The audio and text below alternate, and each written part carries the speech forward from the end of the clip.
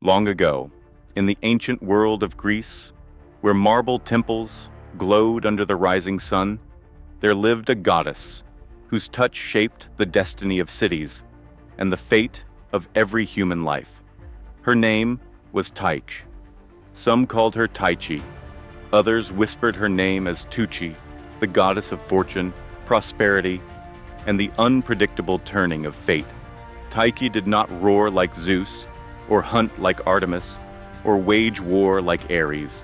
She moved quietly, silently, like a breeze that changes direction without warning, yet alters everything in its path. Part 1. Origins of the Goddess of Fate. In the oldest myths, Tyche was said to be an Oceanid, one of the many daughters of the Titan Oceanus, born from flowing waters, and from the deep mysteries of the world. But others claimed she was the daughter of Zeus, a divine force shaped from the king of the gods himself. She belonged everywhere and nowhere. Tyche had no single temple on Olympus. She wandered. She appeared in marketplaces, in shipyards, in stadiums, and in the courts of kings. Wherever destiny shifted, Tyche was close. Part 2. Tyche and the soul of cities. To the Greeks, every city had a spirit, and that spirit was often Tyche. Athens had its own Tyche. So did Sparta. So did Corinth. So did Alexandria. She was the personification of an entire city's fate, the rise of a kingdom, her blessing, the collapse of a nation, her withdrawal. Artists carved her wearing a mural crown, a crown shaped like city walls, towers, and gates. Only Tyche wore such a crown. Only she carried the destiny of people on her head. In Sparta, her crown even depicted the city's ancient myth of warriors repelling the Amazons, a reminder that the city's survival was not only won by men, but preserved by fortune herself. Part 3. The symbols of the goddess Tyche carried 3 sacred symbols. First, the rudder, a ship's rudder used to steer massive vessels across dangerous seas. In her hands, the rudder meant this: she guided the course of human life, turning fate the same way sailors turn their ships. Second, the Cornucopia, a horn overflowing with fruits and grain, symbolizing abundance, prosperity, the blessings of good harvest and good years. And third, the wheel of fortune. Perhaps her most powerful symbol, the great wheel she turned endlessly, lifting some people into glory and casting others down into despair. The ancients believed you may rise today and fall tomorrow, for the wheel never stops spinning. Part 4. The goddess who shaped history. During the Hellenistic age, Tyche's influence grew. As empires shifted, as kings rose and fell, people began to see her not just as a goddess, but as the power behind all events. A sudden flood? Tyche. An unexpected political victory? Tyche. A drought, a windfall, a miracle, or a tragedy? Tyche. The historian Polybius wrote that Tyche decided the outcome of wars, even more than generals or armies did. The poet Pindar prayed to her before athletic games, believing she could make an ordinary man triumph over champions. From fishermen to merchants, from farmers to rulers, everyone sought her favor. Part 5. Tyche. Across the world, her worship did not stop in Greece. In Alexandria, she was honored in the magnificent Tychion, one of the grandest temples of the ancient world. Philosophers debated her nature, poets wrote romances where she guided lovers through danger, kings used her image to legitimize their rule.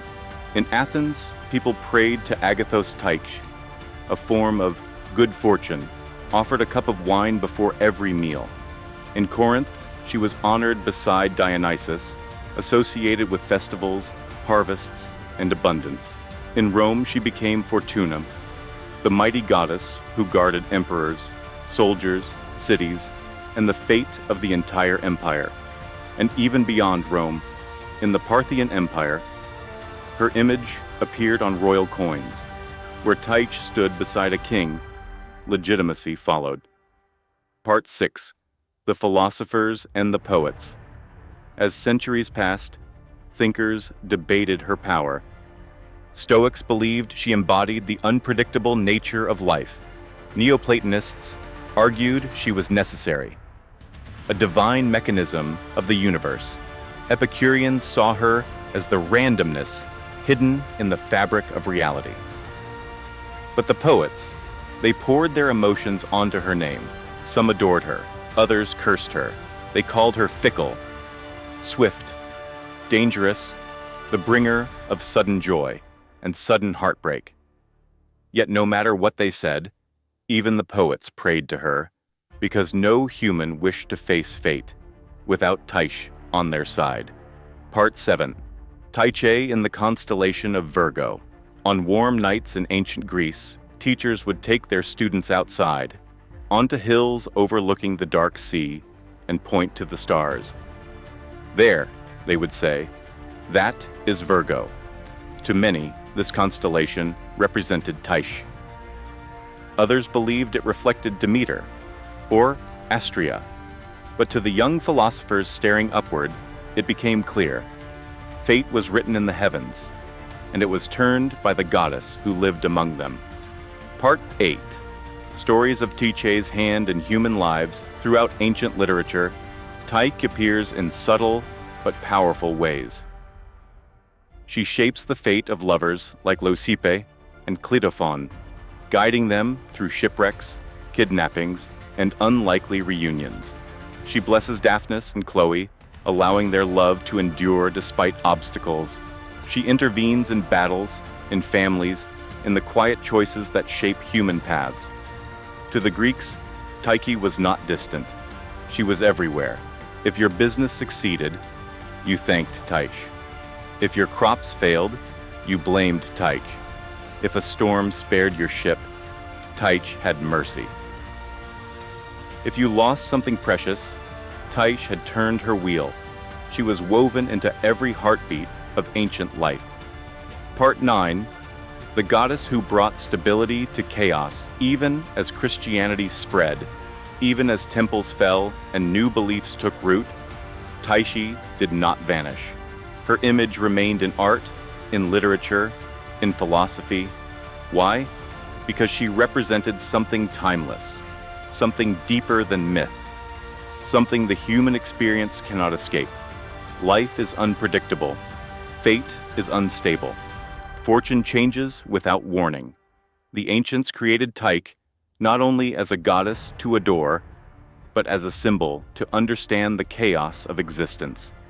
She gave people comfort when the world felt uncertain, hope when life felt fragile, meaning when events defied explanation. Part X, the eternal goddess of fortune. Today, Tyche's temples have crumbled.